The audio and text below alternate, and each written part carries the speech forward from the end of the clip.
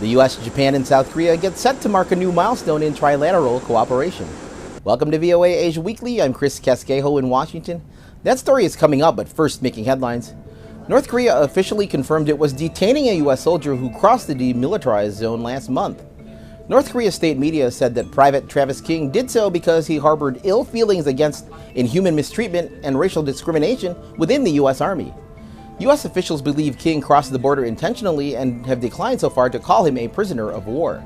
The Speaker of Indonesia's Upper House of Parliament said on Wednesday that it is important for the country to discuss ways to delay elections during crises. The country currently has no framework to delay an election.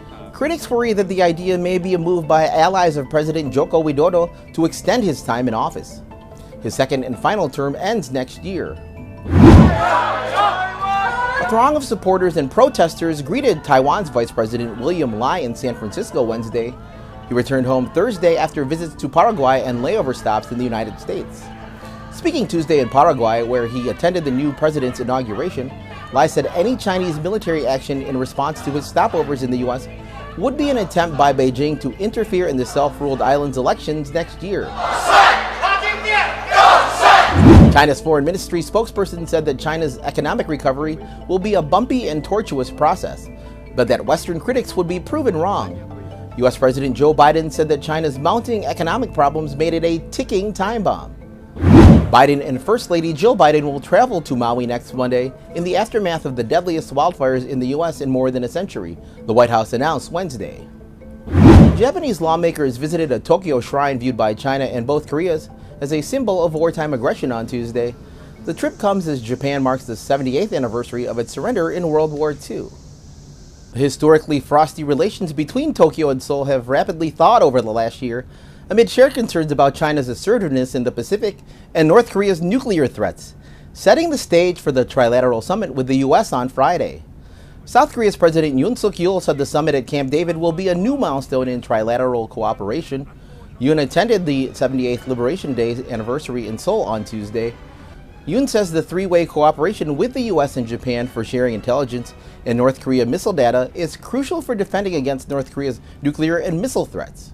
VOA spoke with Ambassador Joseph Detrani, a former U.S. Special Envoy for negotiations with North Korea. I think that's the front and center piece where South Korea and Japan and the United States are committed to a strong allied position on deterring North Korea from doing something of a provocative nature that could lead to accidental conflict.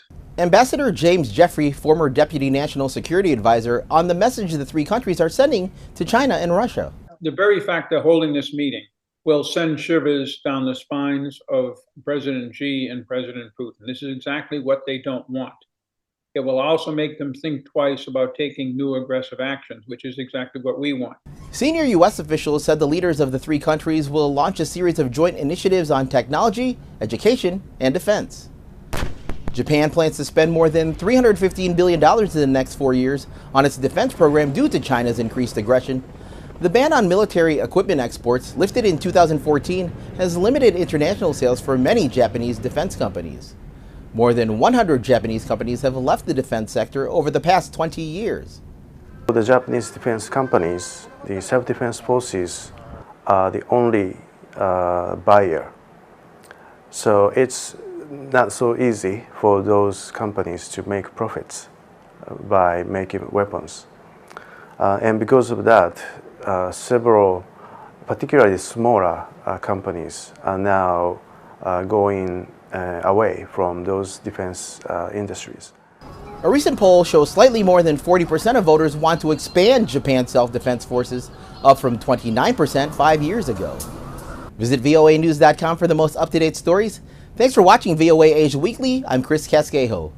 We leave you now in Canada, where Korean-American Jessica Pegula on Sunday became the first American woman to win the Canadian Open women's tennis tournament in 10 years. Encore une fois, la championne 2023 champion, Jessica Pegula.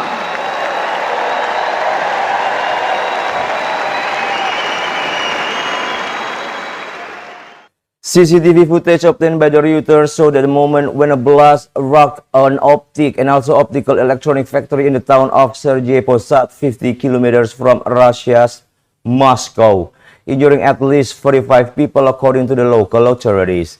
Emergency services said that the blast appeared to have occurred in a warehouse containing pyrotechnic equipment. The state news agency TASS reported. The popular online news channel MAS said that it had been rented by pyrotechnic firm. 23 people were admitted to the hospital, including 6 in the intensive care. However, TASS cited emergency services as saying they did not believe the blast had been caused by the Ukrainian drone attack, many of which have been taken place in Moscow and the surrounding area in recent weeks and months. Storm has battered part of Scandinavia and the Baltics for several days, causing rivers to overflow, damaging roads, and injuring people with falling branches. Landslide triggered by heavy rain occurred overnight across mountainous southern Norway, with police saying that more than 600 people were evacuated in the region north of Oslo. Thousands left without electricity. The Voice of America. VOA. I love everybody. Thank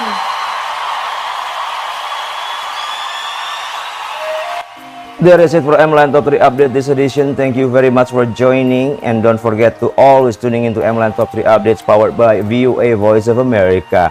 You might also want to stop by at my Instagram account at mirza_wardana.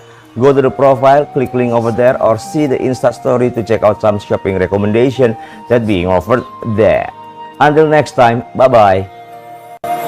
Every night in my dreams, I see you, I feel you. That is how I know you. Go on.